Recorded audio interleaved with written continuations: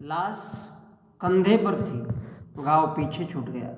आगे आगे चलने लगे तो देखा पीछे पीछे वीरान थे, आगे आगे शमशान थे। और आगे बढ़ते गए तो हड्डी का ढांचा शमशान से खड़ा हुआ, उठा और बोला, ए चलने वाले, संभल के चलना, हम भी कभी इंसान थे। तो बचपन में कहानियाँ सुनते थे, बड़े बड़े राक्षस होते, किंतु ये नहीं बताया गया कि वो राक्षस बुद्धि खाने वाले ब्राह्मण, संत और सन्यासी होते। हमको ये बताया गया कि क्षत्रिय बड़े ही बलशाली होते।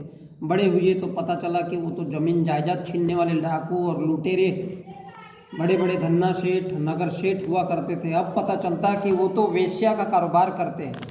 एक बुद्धि खाता है, दूसरा जमीन जायदाद छीनता है, और तीसरा पैसा छीन करके खुद को अमीर कहता है। और ये हम इंसानों की फितरत है, माशा अल्लाह।